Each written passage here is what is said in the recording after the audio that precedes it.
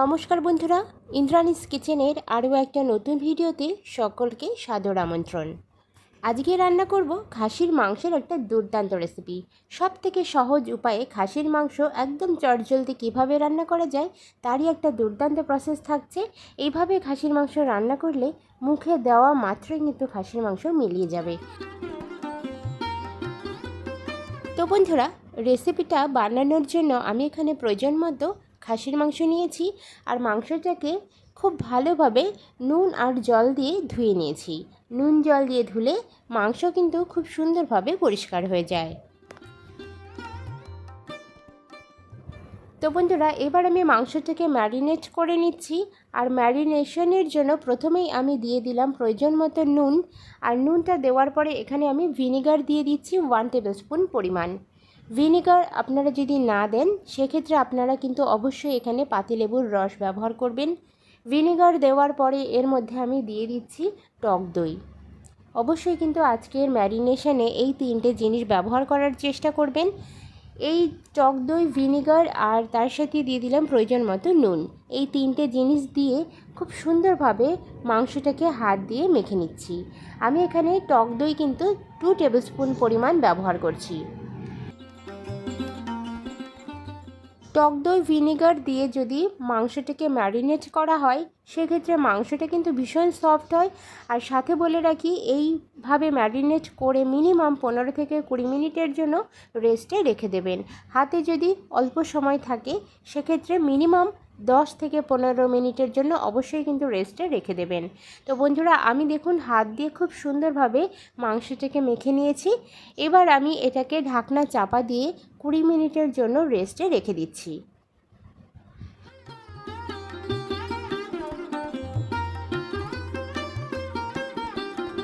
এবার আমি সরাসরি কড়াইয়ের কাছে চলে এলাম। ওভেনে আমি একটা কড়াই বসিয়ে দিয়েছি। কড়াইটা খুব ভালোভাবে গরম করে নিয়ে তাতে দিয়ে দিচ্ছি সর্ষের তেল। আজকের রান্নাটা আমি অবশ্যই বলবো সর্ষের তেলেই করতে। সর্ষের তেলে খাসির মাংস ভীষণ টেস্টি হয় খেতে। তো বন্ধুরা, তেলটা খুব সুন্দরভাবে গরম করে নেব।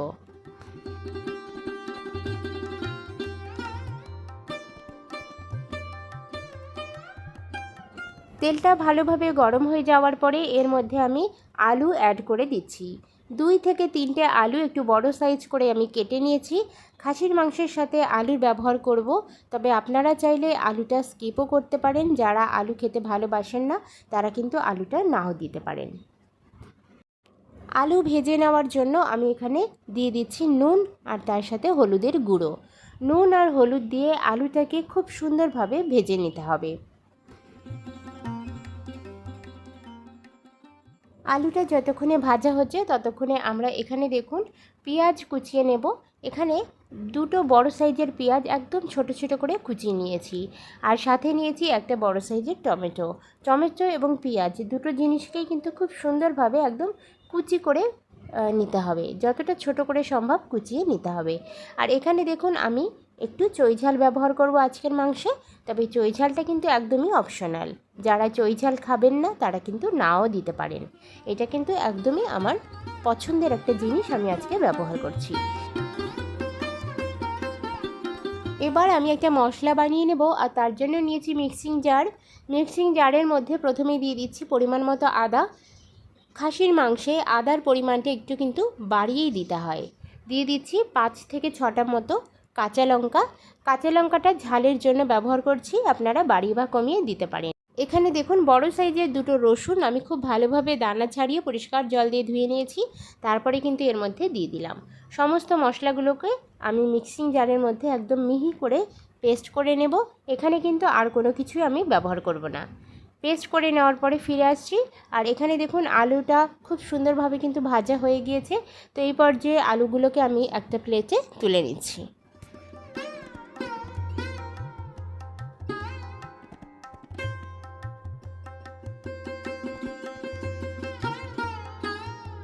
এবার দেখুন আলু ভাজার পরে যে তেলটা অবশিষ্ট ছিল সেই তেলের মধ্যেই আমি কিন্তু রান্নাটা করব। আমি আলাদা করে আর কোনো রকম তেল কিন্তু এখানে ব্যবহার করছি না।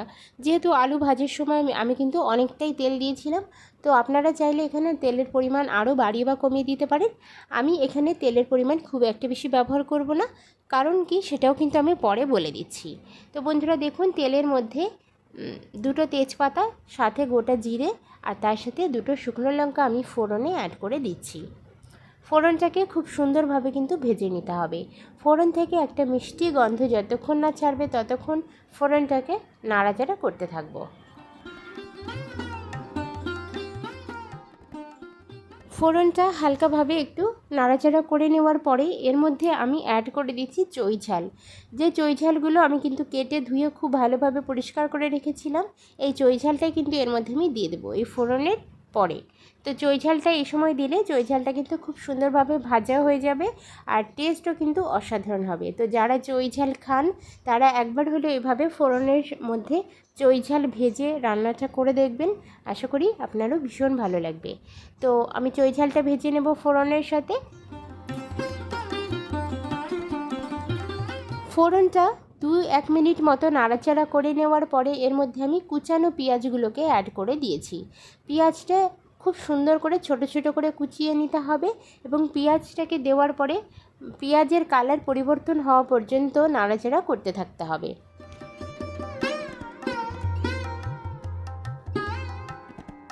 পেঁয়াজে যখন বেশ সুন্দর একটা ব্রাউন কালার চলে আসবে তখন এর মধ্যে আমি টমেটো কুচিটাকে অ্যাড করে দেব। টমেটোটা খুব সুন্দর করে ছোট ছোট করে কুচিয়ে নিয়েছিলাম, কুচানো টমেটোটাকে এর মধ্যে দিয়ে দিলাম। টমেটোটা দেওয়ার পরে পেঁয়াজ আর টমেটোটাকে মিনিমাম 2 থেকে 3 মিনিট নাড়াচাড়া করে একদম সম্পূর্ণ ভাজা ভাজা বা নরম হয়ে যাওয়া পর্যন্ত কিন্তু অপেক্ষা করতে হবে। এই পর্যায়ে এসে এর মধ্যে আমি একটু নুন অ্যাড করে দিয়েছি। পেঁয়াজ আর টমেটো ভাজার সময় যদি একটু নুন দেওয়া হয় তাহলে কিন্তু পেঁয়াজ আর টমেটোটা তাড়াতাড়ি নরম হয়ে যায়।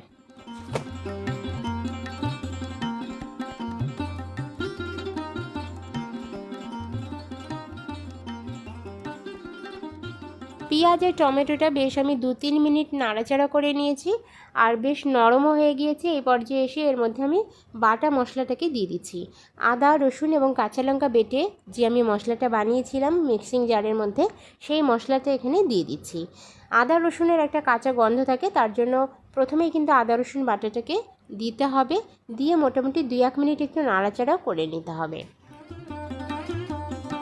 এই মশলা থেকে 2-1 মিনিট একটু নাড়াচাড়া করতে থাকবো, এতে করে আদা রসুনের কাঁচা গন্ধটা কিন্তু চলে যাবে। আর এদিকে দেখুন, আমি যে গুঁড়ো মশলাগুলো ব্যবহার করব সেটা একটা আলাদা বাটিতে আমি একটু প্রিপেয়ার করে নেব।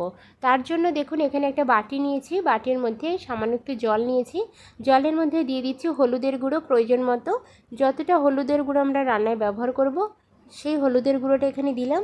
এর সাথে দিয়ে দিচ্ছি জিরের গুঁড়ো, ধনিয়ার গুঁড়ো আর কালারের জন্য দিচ্ছি কাশ্মীরি রেড চিলি পাউডার। আপনারা চাইলে এখানে কিন্তু ঝালের জন্য লঙ্কার গুঁড়ো বা লাল লঙ্কার গুঁড়ো এখানে দিয়ে দিতে পারেন। আমি কিন্তু লঙ্কার গুঁড়োটা ব্যবহার করছি না, আমি এখানে কাশ্মীরি রেড চিলি পাউডার দিচ্ছি সুন্দর একটা কালার আনার জন্য। তো কাশ্মীরি রেড চিলি পাউডারটা এখানে 2 টেবিল স্পুন পরিমাণ ব্যবহার করলাম। এবার দিয়ে দিচ্ছি টক দই। টক দই এখানে 1 টেবিল স্পুন পরিমাণ ব্যবহার করব, যেহেতু ম্যারিনেশনের সময় কিন্তু আমরা অলরেডি একবার টক দই ব্যবহার করেছি। আরও একটু জল মিশিয়ে মশলাটাকে খুব সুন্দরভাবে একদম গুলে নেব। আর এই গোলা মশলা থেকে মোটামুটি 2 থেকে 3 মিনিটের জন্য একটু রেস্টে রেখে দেবো, এতে করে মশলাগুলো গোটা যে ভাবটা বা দানা ভাবটা কিন্তু গলে যাবে এবং একদম সুন্দর একটা বাটা মশলার মতো মিহি একটা পেস্ট কিন্তু তৈরি হয়ে যাবে। গোলা মশলাটাকে 2-3 মিনিট আমি একটু রেস্টে রেখেছিলাম। এরপরে আমি সরাসরি কড়াইতে দিয়ে দিচ্ছি। দেওয়ার পরে সমস্ত মশলাটাকে কষিয়ে নিতে হবে। আর এই মশলাটা যত সুন্দরভাবে কষানো যায় ততটাই কিন্তু মাংসের টেস্ট বেড়ে যাবে। মশলাটা থেকে একদম সুন্দরভাবে তেল রিলিজ হওয়া পর্যন্ত মশলাটাকে কষাতে থাকতে হবে। মশলাটা হাতে সময় নিয়ে আমি 5 থেকে 7 মিনিট ধরে কিন্তু কষিয়ে নেব। প্রয়োজনে আপনারা সামান্য একটু জল দিয়ে মশলাটাকে কষাবেন। আর এখানে দেখুন মাংসটা কতটা সুন্দরভাবে সফট হয়ে গিয়েছে ম্যারিনেট করে রেখে দেওয়ার ফলে। তো এই সফট এই মাংসটাকে কিন্তু এবার আমি কড়াইয়ের মধ্যে দিয়ে দেব। আর এখানে যে তেলটা রয়েছে বা মাংস খাসির যে চর্বিটা সেটাকে আমি আলাদা করে রেখে দিলাম, ওটা একটু আমি অন্যভাবে ব্যবহার করছি, দেখাচ্ছি সেটা। তো বন্ধুরা মাংসটা দেখুন সম্পূর্ণ মাত্রায় সফট হয়ে আছে। তো এই পর্যায়ে মাংসটাকে আমি কড়াইয়ের মধ্যে দিয়ে দিচ্ছি। মশলাটা থেকে কিন্তু খুব সুন্দরভাবে তেল ছেড়ে দিয়েছিল। 5 মিনিট মতো আমি মশলাটাকে টোটাল কষিয়ে নিয়েছি। তো মাংসটা দিয়ে দিলাম, আর মাংসের মধ্যে যে জলটা ছিল সেটাও কিন্তু আমি দিয়ে দেব। তো দেওয়ার পরে মাংসটাকে খুব সুন্দরভাবে নাড়াচাড়া করে মশলার সাথে মিশিয়ে নিতে হবে।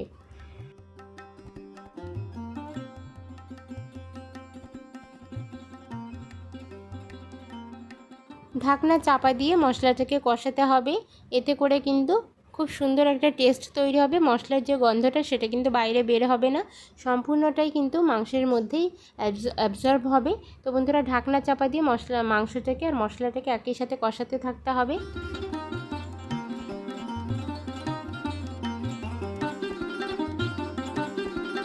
ঢাকনা খুলে আমি এবার এর মধ্যে আলু অ্যাড করে দিচ্ছি। আলুটাকে আগে থেকে ভেজে নিয়েছিলাম, ভাজা আলুগুলোকে দিয়ে দিলাম। আর এখানে দেখুন খাসির যে চর্বিটা সেটাকে একটু ছোট ছোট করে টুকরো করে আমি এর মধ্যে দিয়ে দেব। তো খাসির চর্বিটাকে আমি আলাদা করে নিয়েছিলাম।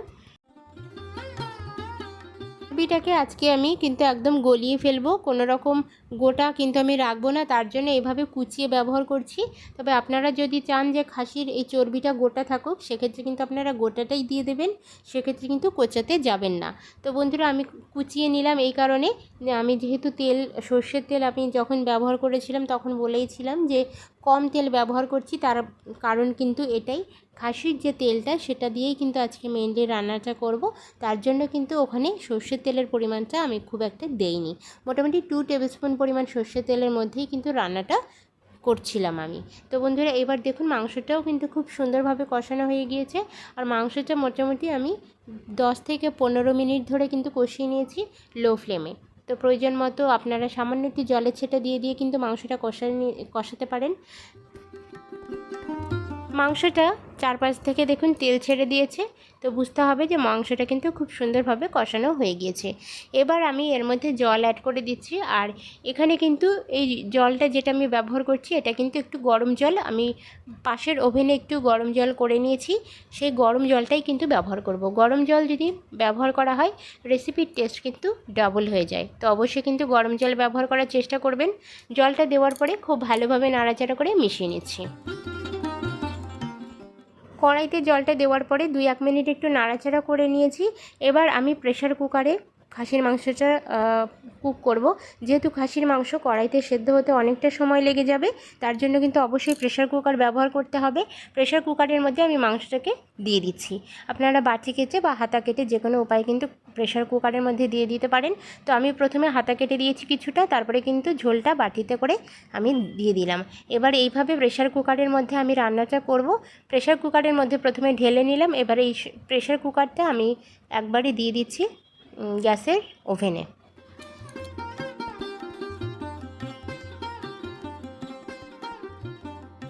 প্রেশার কুকারে ঢাকনা চাপা দেওয়ার পরে মোটামুটি 8টা মতো সিটি কিন্তু আমি দিয়েছিলাম। 8টা সিটি দেওয়ার পরেই কিন্তু মাংসটা একদম সুন্দরভাবে সেদ্ধ হয়েছিল।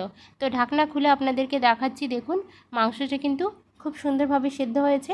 তবে টেস্টের ব্যালেন্স বা টেস্ট আনার জন্য লাস্টে এসে কিছু জিনিস এখানে অ্যাড করতে হবে, সেগুলো কী কী আমি বলে দিচ্ছি। তো প্রথমেই দেখুন এর মধ্যে দিয়ে দিচ্ছি পরিমাণ মতো গরম মশলা। এখানে কিন্তু শাহি গরম মশলার গুঁড়ো আমি ব্যবহার করছি। অবশ্যই সামান্য একটু শাহি গরম মশলার গুঁড়ো ব্যবহার করলে রেসিপিটার টেস্ট অনেক গুণ বেড়ে যাবে। দিয়ে দিচ্ছি 1 টেবিল স্পুন পরিমাণ ঘি এবং গরম মশলা, আর তার সাথে সামান্য পরিমাণ একটু চিনিটা কিন্তু একদম অল্প মাত্রায় দিতে হবে, এতে করে রেসিপিটার টেস্টটা কিন্তু অসাধারণ আসবে, টেস্টের অসাধারণভাবে ব্যালেন্স হবে। ঘি গরম মশলাটা আমি দিয়ে হালকা হাতে একটু নাড়াচাড়া করে নিয়ে তারপরে এর মধ্যে দিয়ে দিচ্ছি খুবই সামান্য মাত্রায় একটু চিনি। রান্নার শেষে এসে এই যে 3টে জিনিস আমি ব্যবহার করলাম, এই 3টে জিনিস অবশ্যই ব্যবহার করবেন, এতে করে আপনার টেস্ট বা রান্নার টেস্ট কিন্তু অন্য মাত্রায় পৌঁছে যাবে, খেতে দারুণ লাগবে। তো সমস্ত কিছু দেওয়ার পরে ঢাকনা চাপা দিয়ে আমি 1 মিনিটের জন্য লো ফ্লেমে একটু ফুটিয়ে নেব।